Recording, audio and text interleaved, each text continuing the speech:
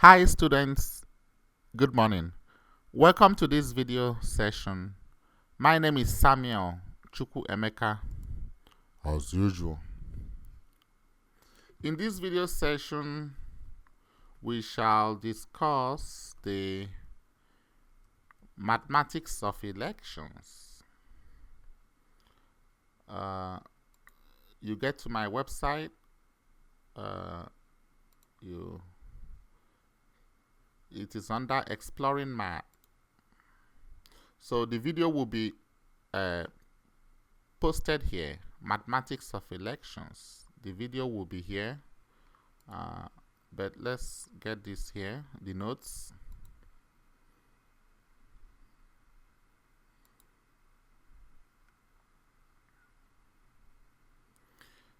Election is important. It's very important in a democracy. I know not all countries have democracy, but elections is one of the ways to have a say in your government, in a democratic government, in a democratic institution.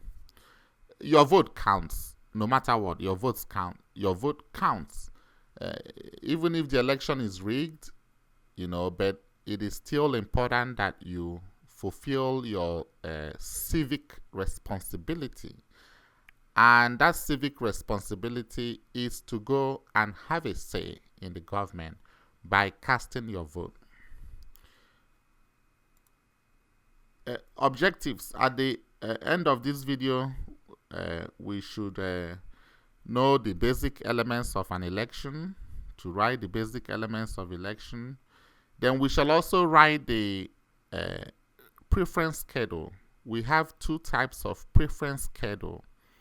We have the conventional preference schedule and the alternative preference schedule. So when we are given a preference ballot, we should be able to write the conventional preference schedule. And when we are given the alternative preference schedule, we should be able to rewrite it in a conventional preference schedule. Vice versa, if we are given the alternative preference schedule, we should also be able to write it in a conventional preference schedule. Let us discuss the basic elements of an election. The election must have candidates. Candidates must not be people. Candidates are whoever you vote for, are what you call candidates. It could be the individuals that are contesting for the post or position.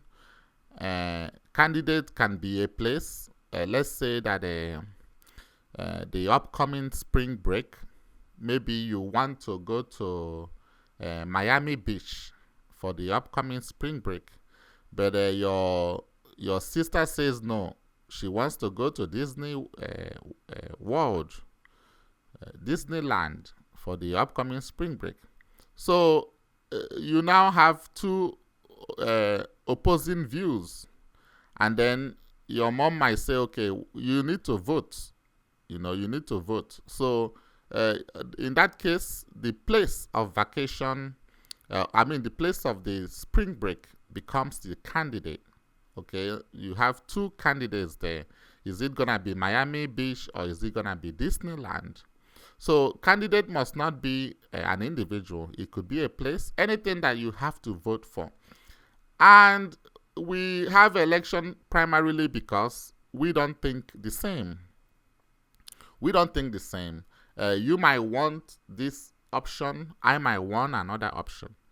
Hence, we now have to vote for it to know the majority that the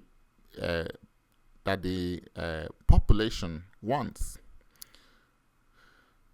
So that is why you have elections. The next thing are the voters. These are people who vote. Now, this must be people.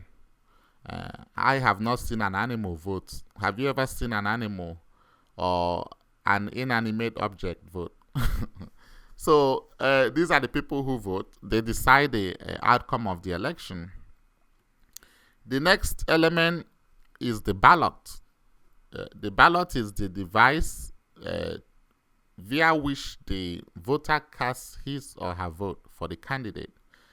There are several ballots that we shall discuss in this video. The ballot must not only be a paper ballot or the machine electronic ballot. No, it could be a phone call. It could be a text message. We shall discuss those as we move on. The fourth element is the outcome. This is the result of an election. Why do we have an election?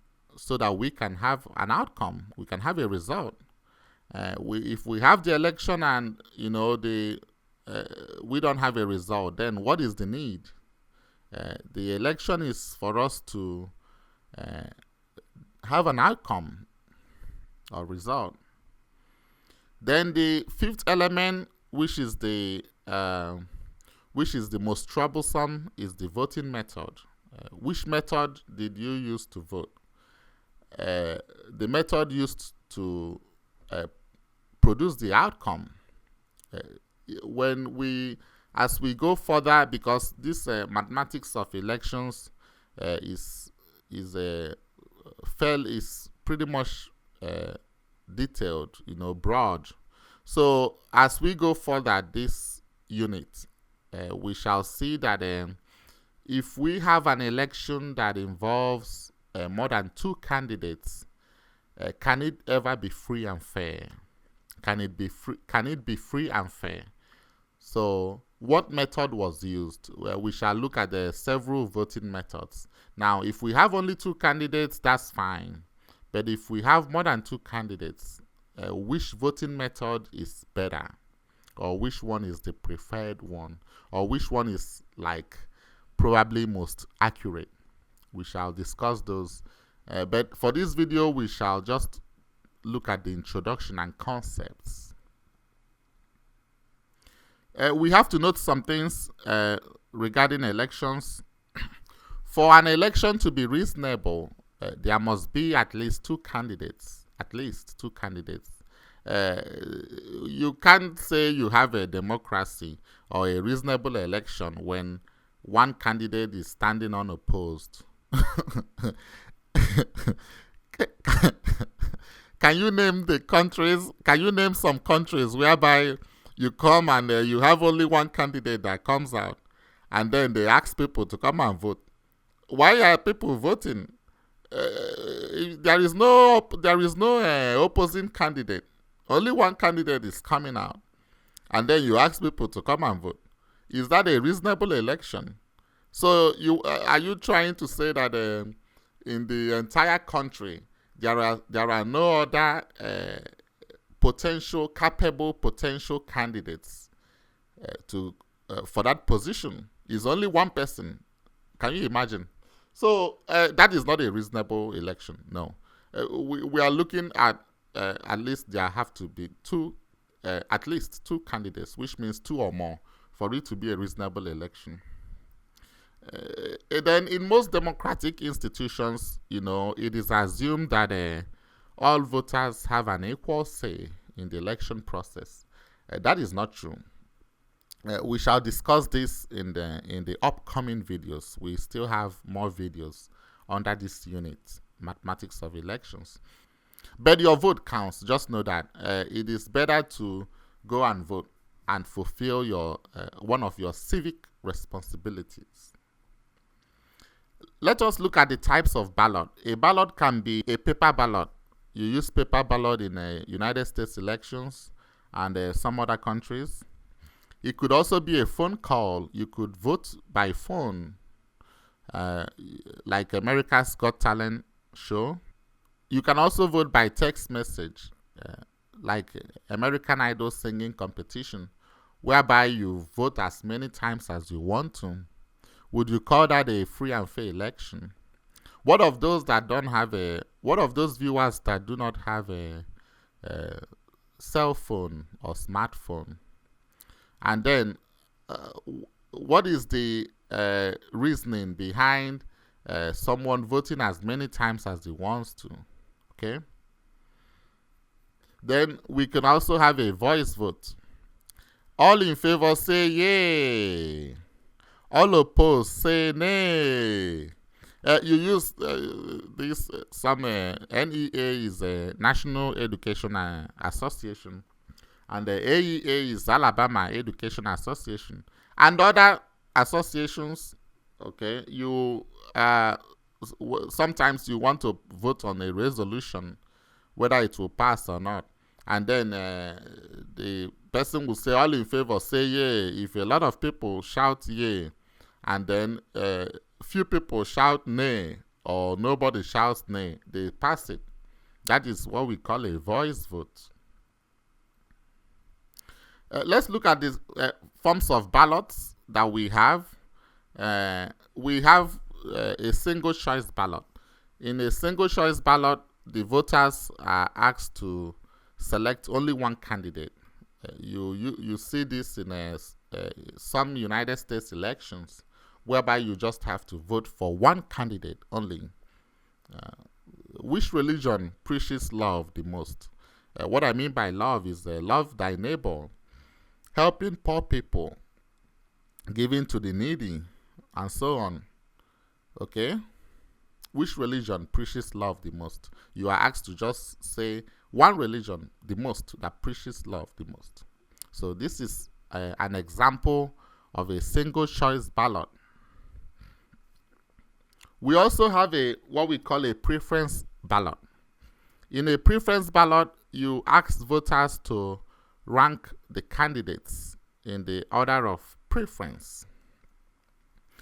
We don't really care about the order of listing, but the order of ranking is important. The order you rank the candidates, like you rank the candidate first, second, third, fourth, fifth, and the rest of them. So you have all these folks, potential candidates from the Republican Party that they are interested in contesting for the presidential election in 2016. So you are asked to rank them. Now, why is a preference ballot? What is the advantage of a preference ballot? When you have a preference ballot, assuming you ask each voter to rank the candidates. If a voter drops out of the race, you don't have to call for a new election. If one voter drops out, you don't have to call for a new election. You just have to, the next voter in the rank moves up. We shall look at it later on in this video. When you have only a single choice ballot and then you have a tie, among the candidates, then you might decide to call for a new election because you have a tie. Yeah. But in a preference ballot, you do not need to call for a new election with the ranking. We shall see that later on in this video. Who is this guy, folks? Who is this guy here? We have the one we call a truncated preference ballot. In the truncated preference ballot, you have so many candidates. There are so many candidates, and you just rank some of the candidates. You rank them out of a possible list of so many candidates. You just rank a few of them. As usual, the order of listing is irrelevant, but the order of ranking is relevant. So you see, this guy is ranked the first. Who will win the Nigerian presidential election on March 28, 2015? The presidential election was postponed, so I guess I decided to step in and contest as well. So how many of you will vote for me? How many of you will vote for me for president? Look, we've got to, this is not good. honestly. Nigeria is a very rich country. We are blessed, you know.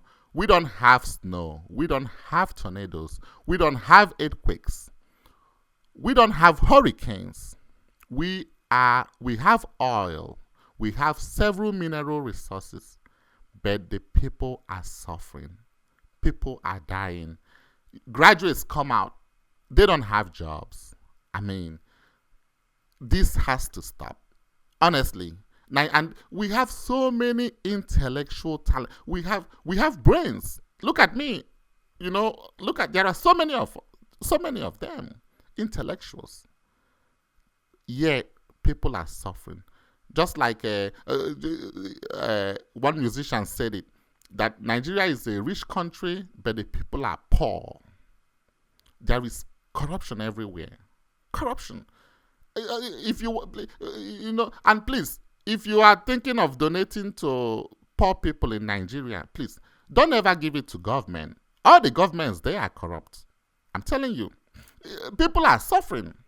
They are all corrupt. The rich people, they all share money among themselves. Yet the average person is poor. People are just suffering. In a country that is richly blessed, it is not good at all. It is not. You go to, you want to help poor people, you go to orphanages, you donate directly to orphanages, you donate directly to motherless babies' home.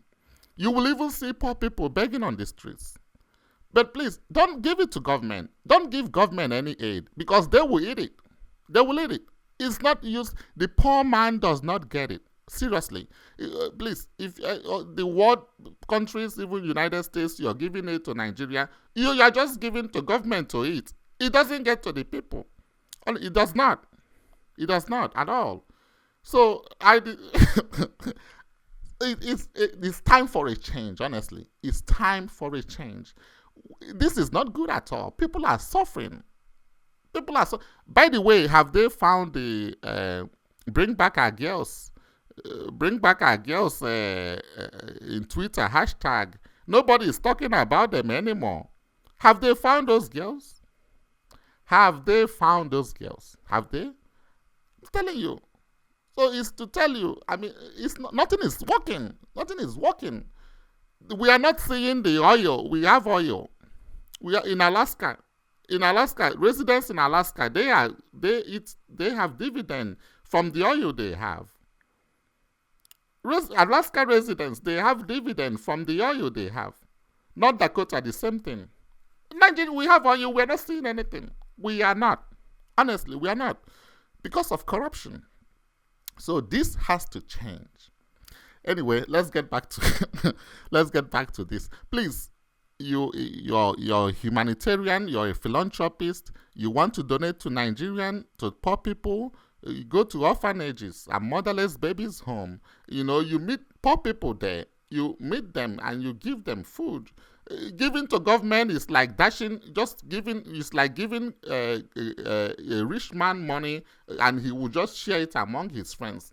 It doesn't get to the poor people. It does not. The governments there, they are all corrupt. All of them.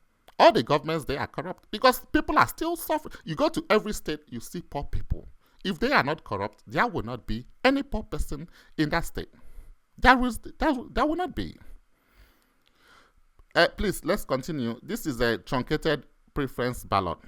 I wish I was actually running anyway. I wish I was actually running for president. Now, let's look at this, folks. Let's get back to preference ballots. Assume Hillary Clinton was asked to rank these GOP candidates. So you have 11 GOP candidates.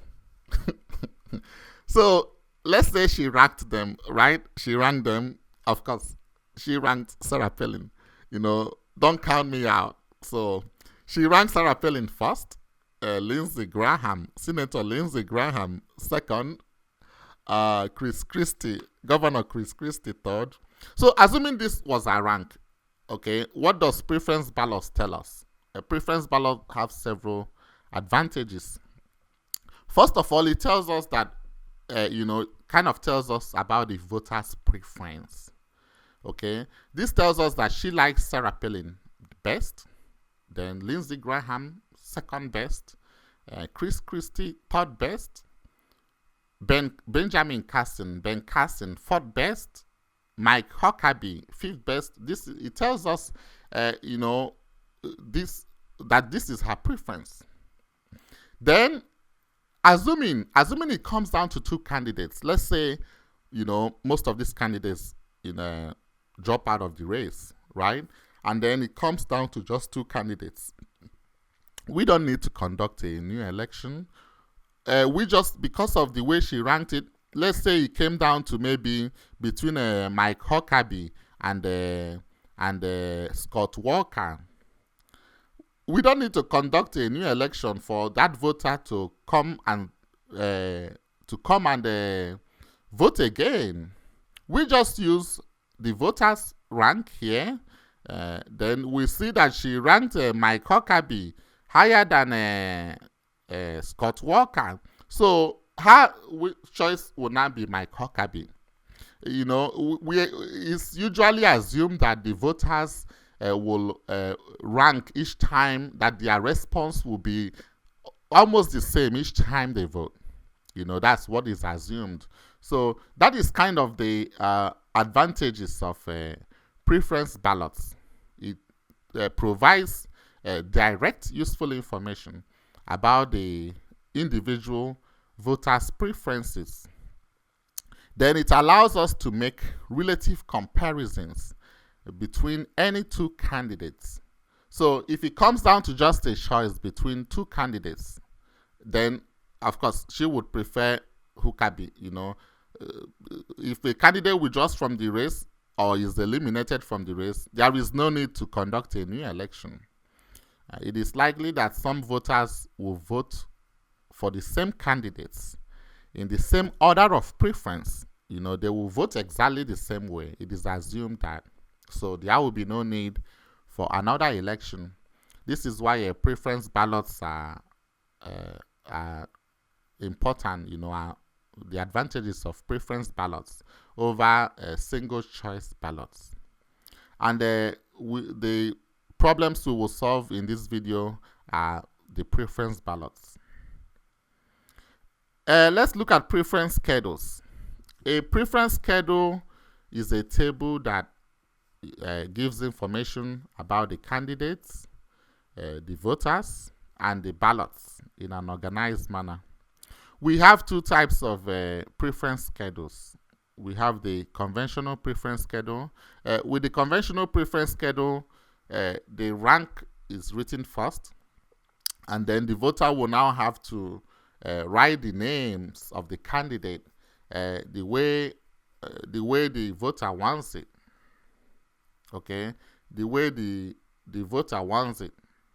The voter will now have to write the names of the candidate.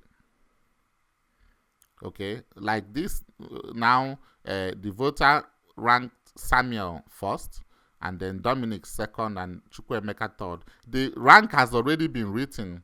Okay, this rank has already been written. The voter will just have to write the name of the candidate based on this rank. The next one is the alternative preference schedule. In the alternative preference schedule, the names are written first.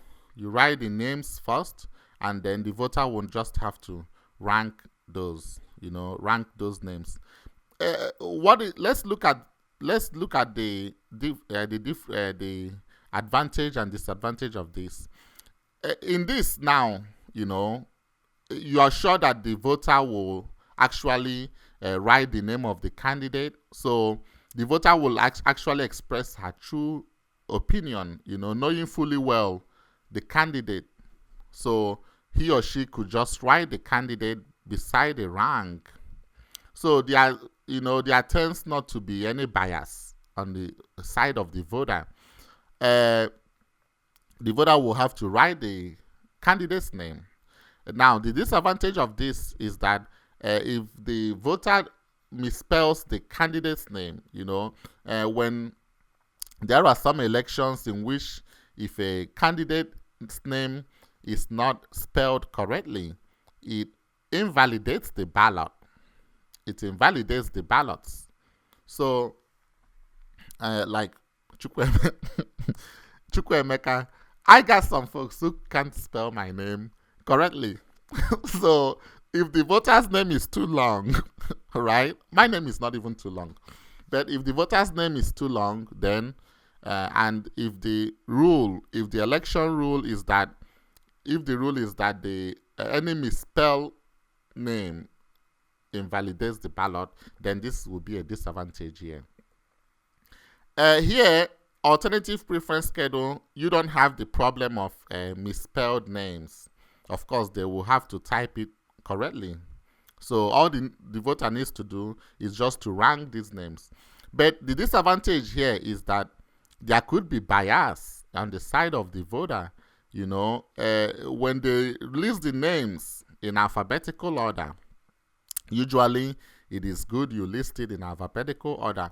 And the voter might tend to rank the names just as it's listed without, you know, there might be some bias on the side of the voter. He or she may just rank it on the way it is listed, and that is not fair.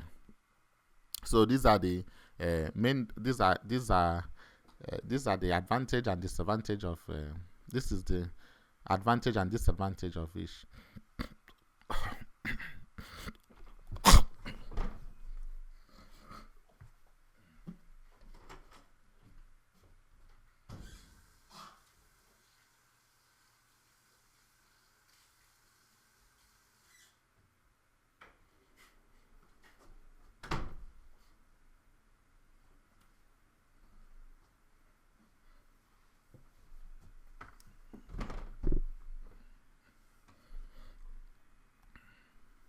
Okay, let us do some questions. Question 1.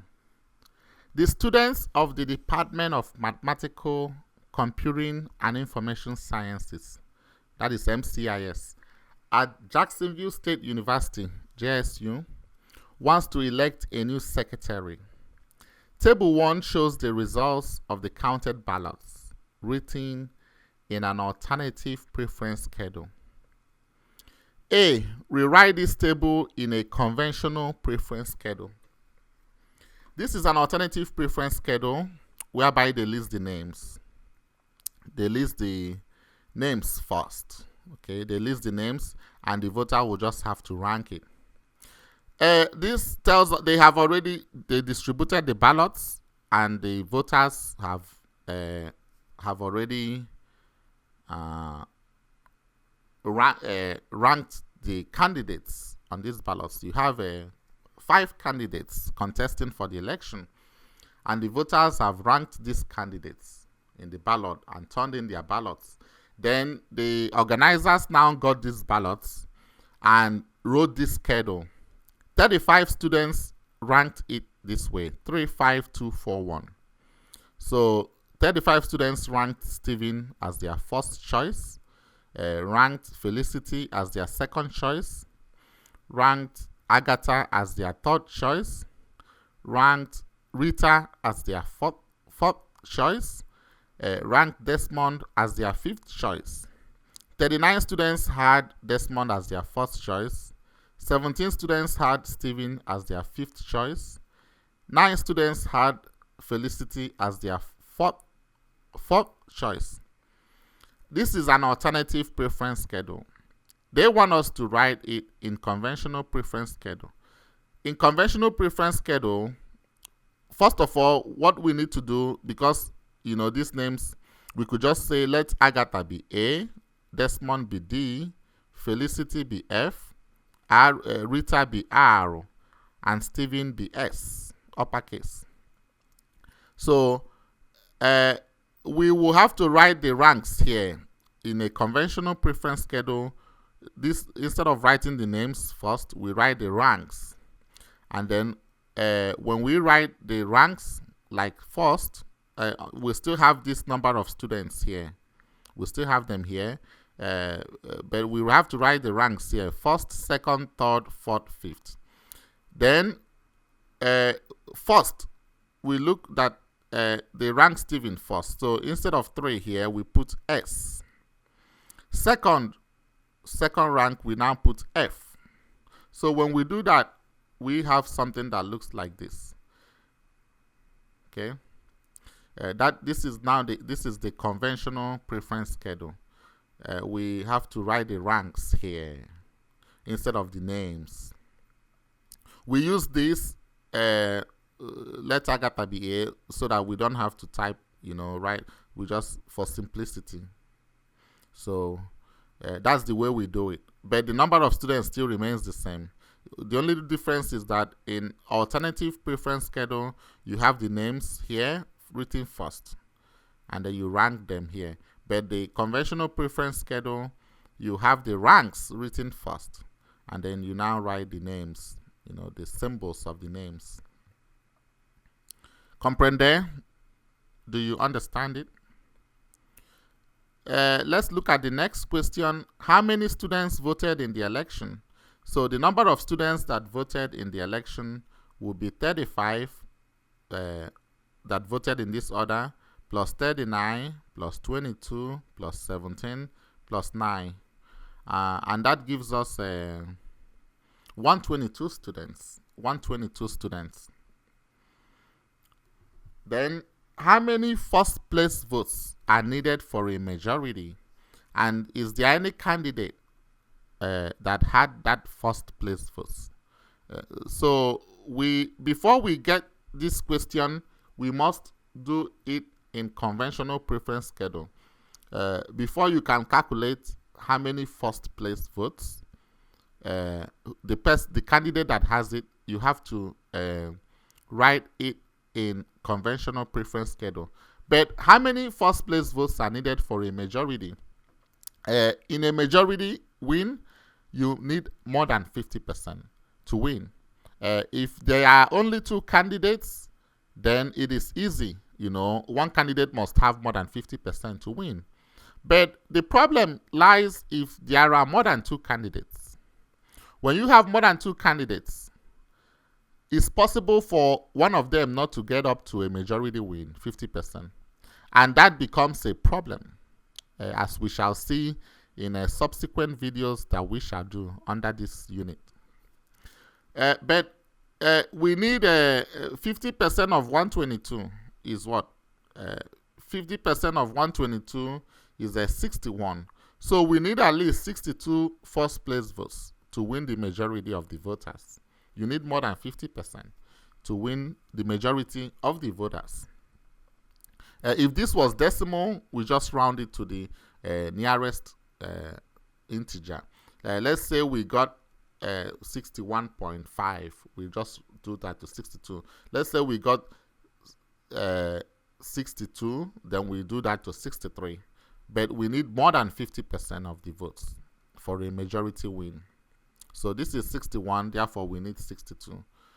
At least 62, which means 62 and higher to win the majority of the voters.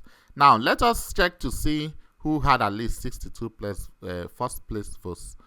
We need to do this in a conventional preference schedule. We can't have it. We can't have it in a. We need to first of all to see the candidates that had the first place votes. We look at it from the conventional preference schedule.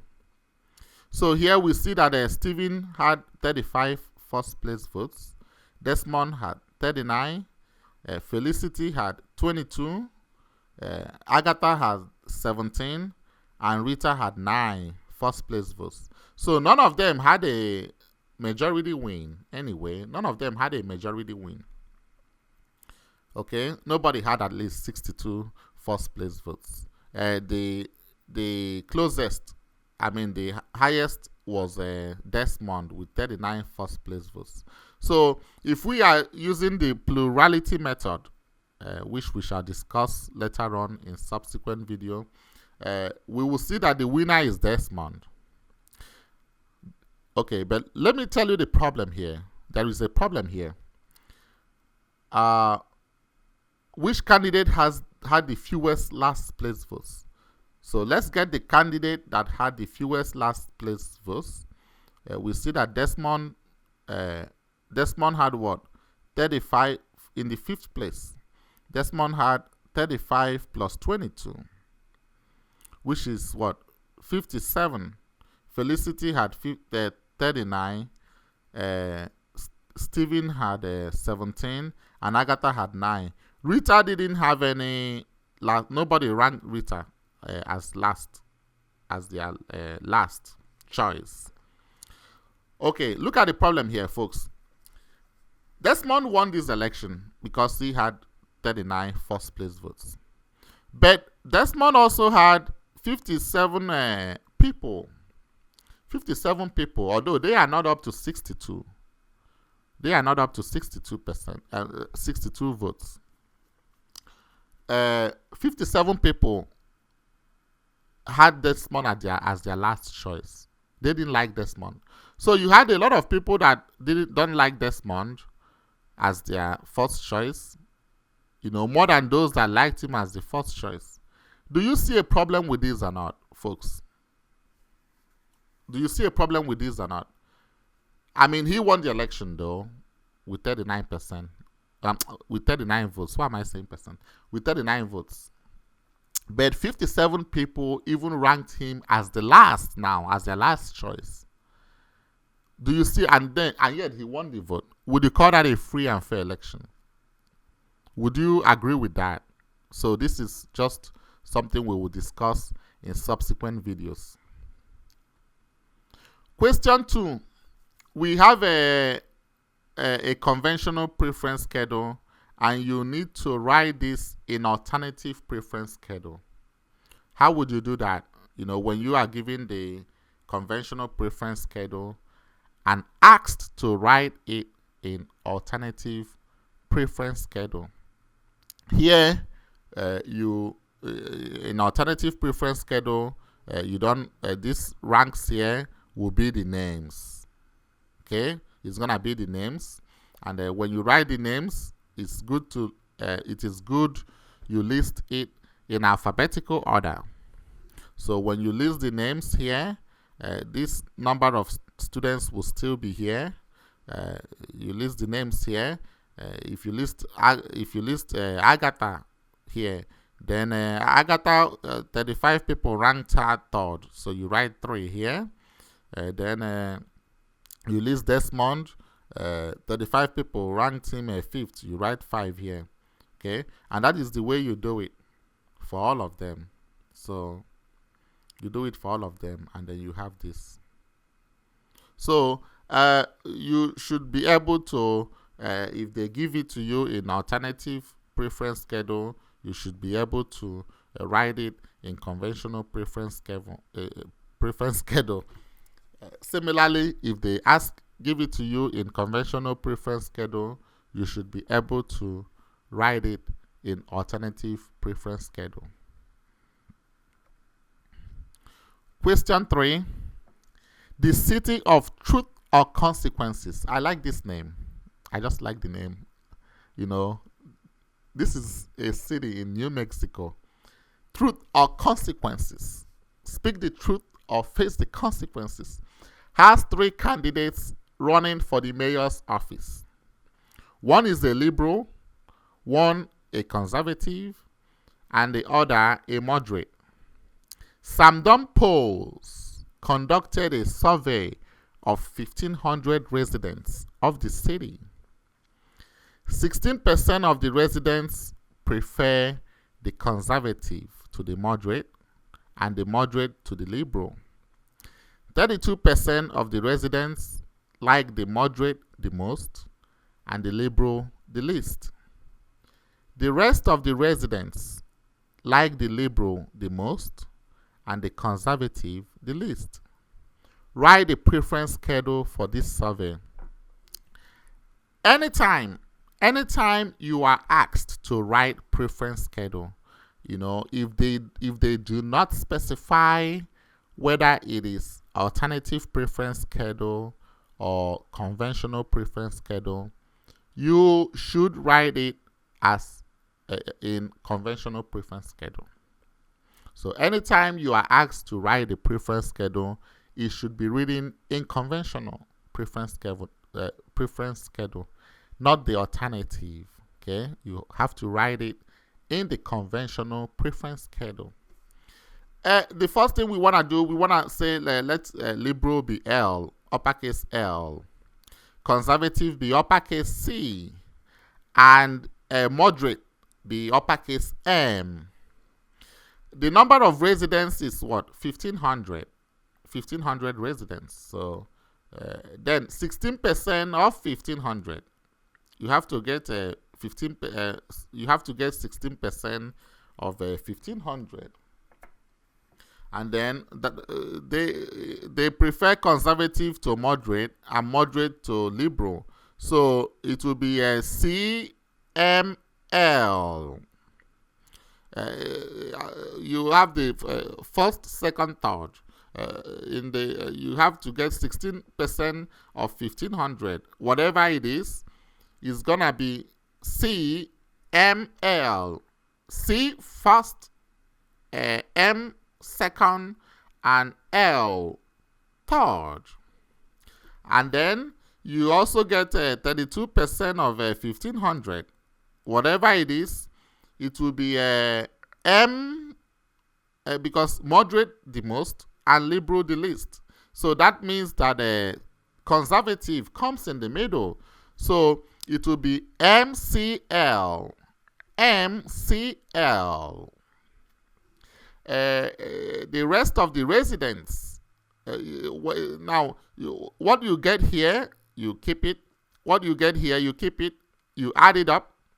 When you add it up, you subtract it from 1,500 to give you the rest of the residents. And it will be LMC. LMC. LMC. When we do this, you'll see 16% of 1,500 is 240 CML. 32% of 1,500 is 480 MCL. And then the rest will be, when you add this up, 480 plus 240 is 720. Subtract it from 1,500, you get 780 LMC. Do you understand? Let's go to question 4. Candidates A, B, and C are running for the position of the president of the National Education Association, NEA. 20% of the voters like B the most and C the least. 40% of the voters like A the most and B the least. Of the remaining, 236 prefer C to B, candidate C to candidate B, and candidate B to candidate A. And 708 prefer candidate C to candidate A, and candidate A to candidate B. Write the preference schedule for this election. All right, folks, something is missing here, right? What is missing in this question?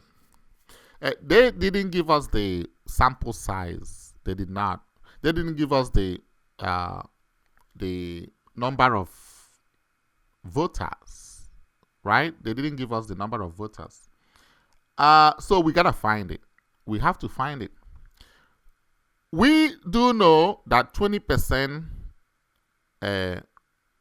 B the most and C the least. So this is BAC. 20% is BAC. 40% is ACB. ACB.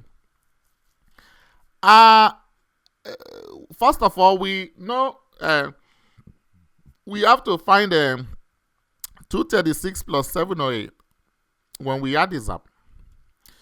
We know that 236, the sum of these constitutes how many percent? 20% plus 40% is 60%. So the 100 minus 60 is 40. So 40% will now be 236 plus 708. Do you understand what I'm saying? Do you understand me? 20% plus 40% is 60%.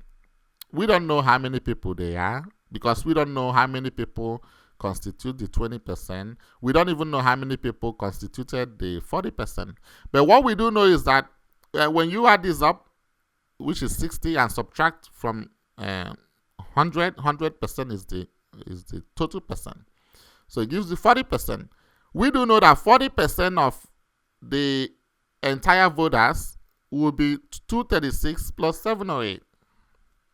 So 40% of what will give you 236 plus 708? If you do 236 plus 708, you will have a 236 plus 708. You will have a 944. So 40% of what number is 944?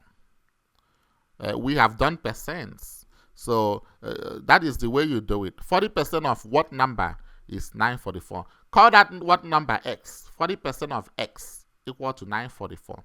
You can use two methods to solve it. You can use the method of proportion, is over of equal to percent over 100.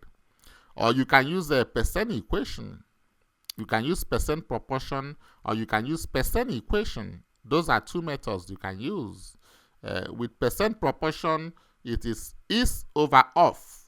Is over of equal to percent over 100. With percent equation, 40% is 0.4.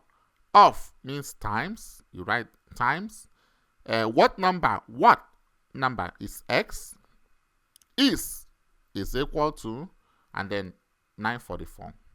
So when you do that, folks, what do you have? If you have 40% of V is 944, you divide both sides by 0.4, and you have that the total number of voters is 2360. That is the total number of voters.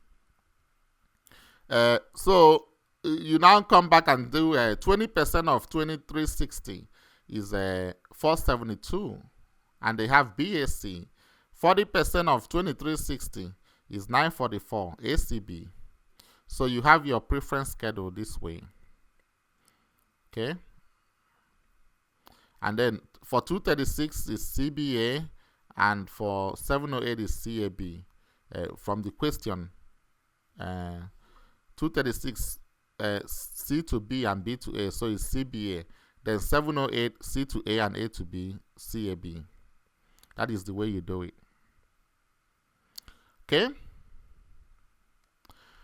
Question 5. You have the preference schedule for an election with 5 candidates, A, B, C, D, E. A, which candidate has the most first place votes? And then why? You have to say why. If you look at this, the first place votes, candidate A has the most, because candidate A has 51 first place votes. Which candidate has the most second place votes? Why? In the second place votes,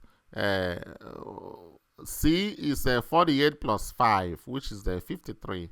53 is greater than 51. So candidate C has the most second place votes, because 53 is greater than 51. Okay. So when you do that for all of them, and this is what you got. Last but not the least, question 6. The figure shows the preference ballots for an election with 5 candidates and 21 voters. Write the preference schedule for this election. The ones we have been doing was when they have counted the ballots. But in this case, these are the ballots that we are giving to 21 voters. And we now have to count these ballots and arrange them and write a preference schedule, which means we have to write it in conventional preference schedule format. So the first thing we do is we want to we start from the first, we make sure this is 21. 1, 2, 3, 4, 5, 6, 7. 1, 2, 3. 7 times 3 is 21. So we have to write of course, the conventional preference schedule. You write the rankings first on the left-hand side. Then we have to write this order. Okay, first one is C, E, D, A, B. Then second one is A, D, B, C, E. Third one is B, E, A, C, D. So any different order we see, we have to write it out.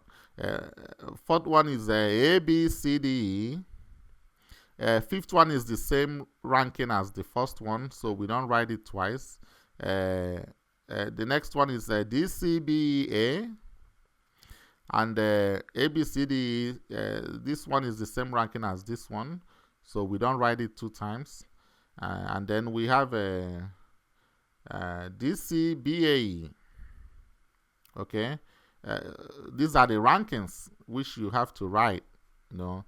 You write this first, second, third, fourth choice, fourth, fifth. You don't write this because you don't know how many there are. Just write the rankings first. Each different rankings, write it out first. We had C, E, D, A, B, A, D, B, C, E, B, E, A, C, D, A, B, C, D, E, D, C, B, E, A, and D, C, B, A, E. Yeah. So after doing that, then you now start counting which ones are the same. You pile up the ballots that have the same rankings. C, E, D, A, B, 1. C, E, D, A, B, 2. We look for the first one, that is C. C, E, D, A, B, 3. First one, C. C, E, D, A, B, 4. C. C, E, D, A, B, 5. So if you do that, you see that you now write 5 here. You write 5 here. Okay. You also do for A, D, B, C, E, 1. You look for A. This one is A, B, C, D. So no, you skip it. That's not the same ranking. A, B, C, D, you skip it. It is not the same ranking. A, B, C, D, skip it. A, B, C, D, skip it. A, D, B, C, E, the same ranking. 2, you pile it up. Okay. A, B, C, D, 3. I'm sorry, this is not it. This is it here. A, D, B, C, E, 3. Okay. And then you have a 3. So that is the way you do it. And that is the schedule here. Okay. And these are my references. Thank you so much for listening, students. Watch out for more videos under this unit, Mathematics of Elections. And you have a great